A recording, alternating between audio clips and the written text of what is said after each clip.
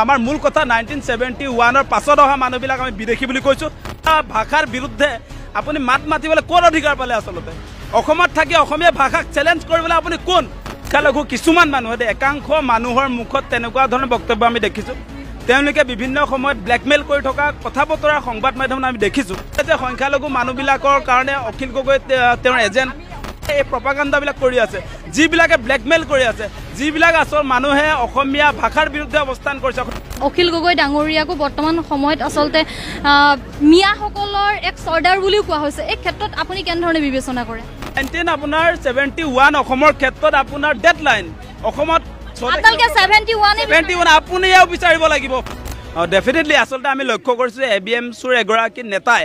আপোনাৰ সংখ্যালঘু মানুহৰ পক্ষ অৱস্থান কৰিবলৈ গৈ তেওঁ অসমীয়া ভাষাক আসলতে আপোনাৰ সংখ্যালঘুত পৰিণত কৰি মানে অসমীয়া ভাষাক ৰাজ্যিক ভাষাৰ মৰ্যাদাৰ পৰা তেওঁ নাইকিয়া কৰি দিয়াৰ এটা ভাবুকি দিছে সেইটো ভাবুকি নচলিব ইয়াত আজি আপোনাৰ মিয়া জনগোষ্ঠীক উচ্ছেদ কৰিছে তাৰ আমি বিৰোধিতা কৰিছো আৰু সেই যিবিলাক মানুহক উচ্ছেদ কৰিছে তেওঁলোকক বিৰোধিতা কৰা মানে আপুনি এনেকৈ ভাবুকি দিব নোৱাৰিব যে অসমীয়া ভাষাক আপুনি আপোনাৰ কি ৰাজ্যিক ভাষাৰ মৰ্যাদাৰ পৰা নাইকিয়া কৰি দিব আপোনালোকে সেন্সাছত অসমীয়া ভাষা নিলিখিম সেই কথা কেতিয়াও আমি মানি নলওঁ কোনো কাৰণতে অসমত থাকি অসমীয়া ভাষাৰ বিৰুদ্ধে আপুনি মাত মাতিবলৈ কোন অধিকাৰ পালে আসলতে অসমত থাকি অসমীয়া ভাষাক চ্যালেঞ্জ কৰিবলৈ আপুনি কোন সেই প্ৰশ্নটো আমি সুধিছো আৰু আপুনি এনেকৈ কোনো কাৰণতে অসমীয়া ভাষাক লৈ অসমৰ স্বাভিমানক লৈ এনেকৈ কেতিয়াও আসলতে মন্তব্য নিদিব সেই কথা আমি সকীয়াই দিছোঁ কোনো কাৰণতে এনেকুৱা সাম্প্ৰদায়িক মন্তব্য এনেকুৱা ধৰণৰ ভাবুকি মন্তব্য আমি কেতিয়াও সহ্য নকৰোঁ ইয়াৰ কাৰণে সেই মানুহজনক অতি শীঘ্ৰে আসলতে গ্ৰেপ্তাৰ কৰিবৰ কাৰণে দাবী উত্থাপন কৰিছোঁ আমি আনফালে যদি চাব যায় বিভিন্ন সময়ত যিসকল বংগমূলীয় ব্যক্তি তেখেতসকলে প্ৰায়ে আসলতে এনেধৰণৰ হয়তো কেতিয়াবা সামাজিক মাধ্যমত কেতিয়াবা ব্যক্তিগতভাৱে এনেধৰণে কিছু আসলতে তেখেতসকলৰ মনস্থিতিত আছে সেই বিষয়টোত আপুনি কি ক'ব মানে সংখ্যালঘু কিছুমান মানুহ একাংশ মানুহৰ মুখত তেনেকুৱা ধৰণৰ বক্তব্য আমি দেখিছো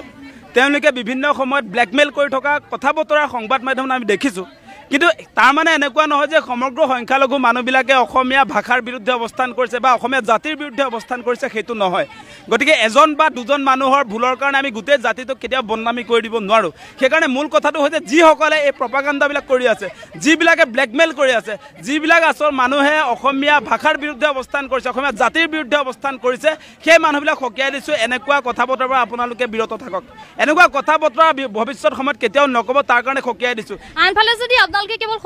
সকিয়নিয়ে আসলতে আপোনালোকৰ শেষ হ'ব নে আপোনালোকে সেই আসলতে যিজন ব্যক্তি সেই ব্যক্তিজনৰ বিৰুদ্ধে আপোনালোকে এজাহাৰ দাখিল কৰাৰো কিবা সংকল্প লৈছে পুলিচে বিভিন্ন সময়ত আমি দেখোঁ যে তেওঁলোকে চমুট কেছ লয় আমাৰ বিৰুদ্ধে প্ৰতিবাদ কৰিলেও চমুট কেছ লয় আজি আপোনাৰ অসমীয়াৰ বিৰুদ্ধে যদি কোনোবাই আপোনাৰ অৱস্থান কৰি অসমীয়া ভাষাক চ্যালেঞ্জ কৰিছে অসমীয়া মানুহক চ্যালেঞ্জ কৰিছে সেইটো লগে লগে আৰক্ষীয়ে চমুট কেছ ল'ব নোৱাৰে নেকি সেইটো সংগঠনৰ দায়িত্ব নাই সংগঠনে সকিয়নিয়ে প্ৰদান কৰিব কিন্তু আপোনাৰ ব্যৱস্থা কৰিব লাগিব চৰকাৰে ব্যৱস্থা কৰিব লাগিব আৰক্ষী বিভাগে গতিকে আমাৰ কাম সেইটো যে আমি দাবী জনাব পাৰোঁ আমাৰ হাতত আইন তুলি ল'ব পৰা আমাৰ কেপাচিটি নাই আইনৰ ৰক্ষক আমি নহয় পুলিচ আইনৰ ৰক্ষক আইনৰ বিৰুদ্ধে কোনোবাই অৱস্থান কৰিছে তাক গ্ৰেপ্তাৰ কৰাৰ দায়িত্ব পুলিচৰ সেইটো আমাৰ কাম নহয় গতিকে আমাৰ কথাটো অতি স্পষ্ট আমি গণতান্ত্ৰিক সংগঠন হিচাপে আমি জাতীয় সংগঠন হিচাপে আমি স্পষ্ট কৰি দিছোঁ যে কোনো কাৰণতে অসম বিৰোধী মন্তব্য দিয়ে কোনো মানুহক এনেকৈ আপোনালোকে আপোনাৰ মুকলি আকাশৰ তলত এৰি নিদিব তেওঁলোকে য'ত আপোনাৰ অসমীয়াৰ বিৰুদ্ধে অসমীয়া জাতিৰ বিৰুদ্ধে অসমীয়া ভাষাৰ বিৰুদ্ধে মাত মাতিছে লগে লগে গ্ৰেপ্তাৰ কৰিব লাগে সেইটো পুলিচে নিজাববীয়া কৰিব লাগে অসম চৰকাৰে তাৰ সিদ্ধান্ত ল'ব লাগে সেইটোৰ কাৰণে জাতীয় সংগঠন আচলতে দায়বদ্ধ নহয় আমাৰ দায়বদ্ধৰ কথাটো হৈছে আমি সকীয়াই দিব পাৰোঁ আমি দাবী জনাব পাৰোঁ আমি আমাৰ ফালৰ পৰা জনমত গঠন কৰিব পাৰোঁ কিন্তু গ্ৰেপ্তাৰ কৰাৰ কামটো পুলিচৰ আকাশ দলে বা কৃষক মুক্তি সংগ্ৰাম সমিতিয়ে গ্ৰেপ্তাৰ কৰিব নোৱাৰে আনফালে যদি চাব যায় কৃষক মুক্তি সংগ্ৰাম সমিতিৰ যি সভাপতি অৰ্থাৎ অখিল গগৈ ডাঙৰীয়াকো বৰ্তমান সময়ত আসলতে মিয়াসকলৰ এক সৰ্দাৰ বুলিও কোৱা হৈছে এই ক্ষেত্ৰত আপুনি কেনেধৰণে বিবেচনা কৰে আচলতে অখিল গগৈ ডাঙৰীয়াক আমি লক্ষ্য কৰিছোঁ যে তেওঁ বিপদগ্ৰস্ত মানুহৰ সন্মুখত থিয় দিছে